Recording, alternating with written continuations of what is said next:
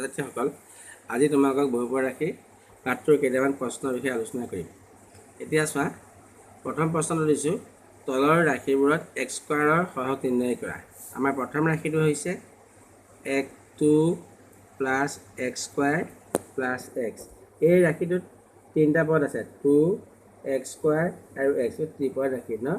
ইয়াত x square যুক্ত পদটো হৈছে এক্স স্কোৱাৰ থকা পদটো হৈছে 1 এটাই আছে ন, আৰু এক্স স্কোৱাৰৰ লগত পূৰণ হৈ একো নাই, আমি 1 এটা দিলেও পাৰোঁ। গতিকে এক্স স্কোৱাৰৰ সহগ কিমান হ'ব? সহগ সমান 1। আমি 2 নম্বৰটোলৈ আহোঁ। চোৱা, ইয়াত লিখিলোঁ, কি লিখিছে 2 plus x cube minus x square ন। ইয়াত এক্স স্কোৱাৰ যুক্ত ৰাশিটো হৈছে minus x square, minus x square. তাৰমানে তাত এক্স স্কোৱাৰৰ লগত পূৰণ হৈ কি আছে? -1 ইনটু এক্স স্কোৱাৰ। গতিকে এক্স স্কোৱাৰৰ সহগ ইয়াত কি হ'ব? এক্স স্কোৱাৰৰ সহগ ইয়াত -1 হ'ব।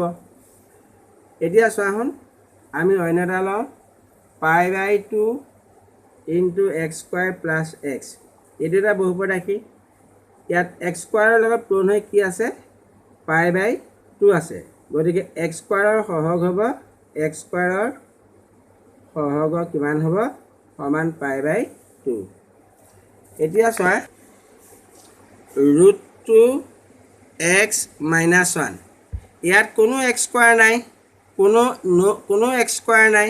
গতিকে এক্স স্কোৱাৰৰ সহগ কিমান হ'ব বাৰু? এক্স স্কোৱাৰৰ সহগ, এক্স স্কোৱাৰ নাইকিয়া, তাৰ সহগ 0 হ'ব।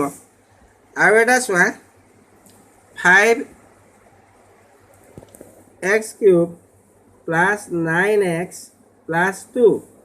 এইটো এটা বহুপদ ৰাশি। ইয়াত কোনো এক্স স্কোৱাৰ নাই, দেখিছানে তোমালোকে? এক্স কিউব আছে, এক্স আছে আৰু কনষ্টেণ্ট টাৰ্ম আছে, এক্স স্কোৱাৰ নাই। গতিকে এক্স স্কোৱাৰৰ সহগ কিমান হ'ব? ইয়াত এক্স স্কোৱাৰ নাই, গতিকে ইয়াত এক্স স্কোৱাৰৰ সহগ 0 হ'ব।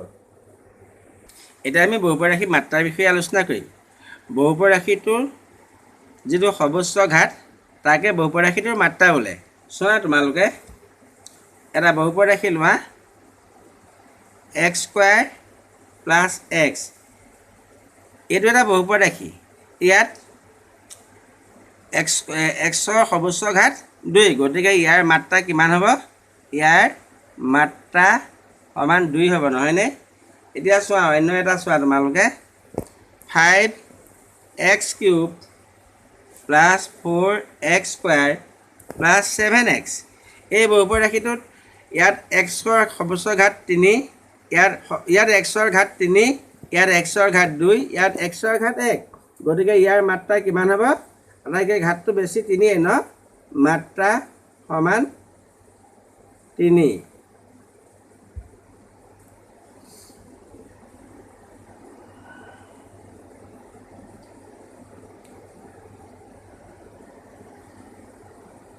-5t - 7। ইয়াত চোৱা, চলকটো হৈছে t, আৰু ইয়াৰ সৰ্বোচ্চ ঘাত 1 আৰু ইয়াৰ সৰ্বোচ্চ ঘাত ইয়াৰ সৰ্বোচ্চ ঘাত 1। গতিকে ইয়াৰ মাত্ৰা হ'ব মাত্ৰা সমান 1। একঘাতযুক্ত বা একমাত্ৰাযুক্ত বহুপদ ৰাশিক ৰৈখিক বহুপদ ৰাশি বুলিও কয়। তোমালোকে নিশ্চয় পাইছা।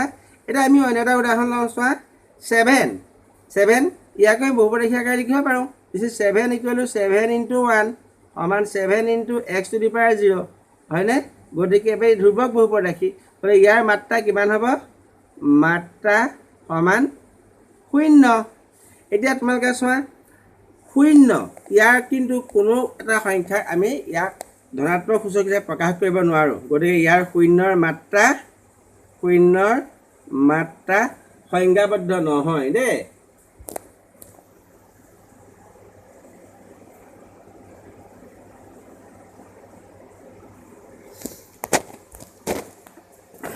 বহুপদ ৰাশিৰ মাত্ৰাৰ সাংখ্যিক সহগৰ বিষয়ে আজি বুজি পালা। যদি ভিডিঅ'টো চাই ভাল পাইছা, লাইক কৰিবা, আৰু এনেধৰণৰ ভিডিঅ' পাই থাকিবৰ কাৰণে মোৰ চেনেলটো ছাবস্ক্ৰাইব কৰিবা। ইয়াৰ পিছত তোমালোকক মই 9ম শ্ৰেণীৰ কালিলৈ ত্বৰণ, বেগ আদি কিছুমান অংক কৰি দিম। ধন্যবাদ।